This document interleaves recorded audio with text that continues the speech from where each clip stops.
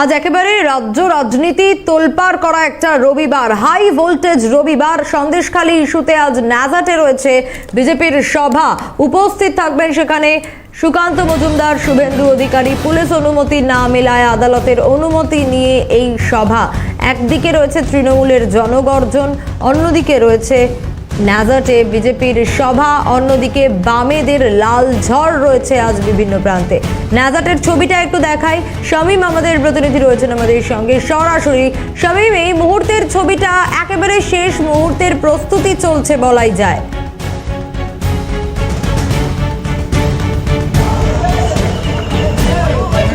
একেবারেই সোনিয়া, তোমাকে জানিয়ে রাখবো আজকে হাই ভোল্টেজ রবিবার।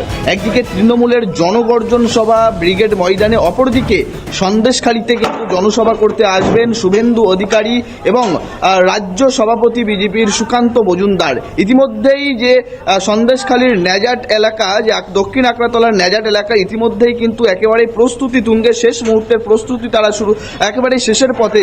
তোমাকে দেখাবো যে মঞ্চ তৈরি করা হয়েছে, যে মঞ্চ থেকে আজ কিন্তু বক্তব্য রাখবেন রাজ্যের বিরোধী দলনেতা শুভেন্দু অধিকারী এবং বিজেপির রাজ্য সভাপতি সুকান্ত মজুমদার। তারা কিন্তু ঠিক এই মঞ্চ থেকেই কিন্তু বক্তব্য রাখবেন। একেবারেই সেই মঞ্চ কিন্তু প্রস্তুত করা হয়েছে এবং সেখানে কিন্তু একটি ব্যানার সাটানো হয়েছে যে মমতা ব্যানার্জির মদপুষ্ট তৃণমূল জল্লাদদের হাতে অত্যাচারিতা, সন্দেশখালী মা বোনদের বশ্যতা বিরোধী লড়াইকে সমর্থন জানাতে সন্দেশখালীর চলো।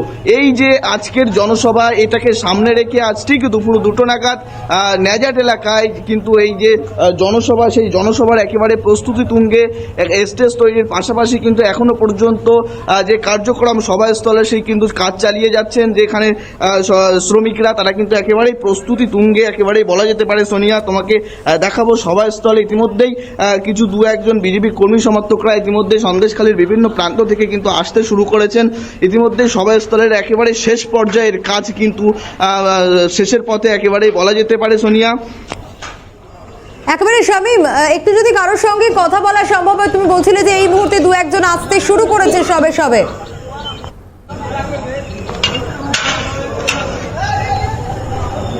একেবারেই তাই, তোমাকে কথা বলার চেষ্টা করব যারা এই মুহূর্তে সভাস্থলে এসে উপস্থিত হয়েছেন। আপনারা এসে উপস্থিত হয়েছেন, কখন আসলেন? শুভেন্দু অধিকারী তো আজকে জনসভা 11টার থেকে তো শুনছি। হ্যাঁ, এসে পৌঁছেছেন আপনি? না, আমি এখানে একটু বাড়ি। সভাস্থলে এসে ঘুরে ঘুরে দেখছেন, তাই তো? হ্যাঁ, দেখছি।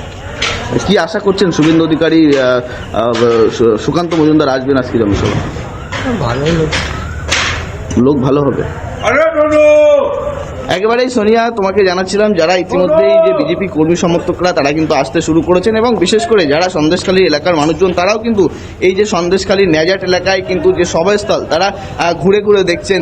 যেহেতু এখনো পর্যন্ত সন্দেশখালী এলাকায় যে সূত্র মারফত খবর 11টা থেকে 12টার সময় কিন্তু এই সভা শুরু হবে, এখনো পর্যন্ত হাতে যথেষ্ট সময় রয়েছে।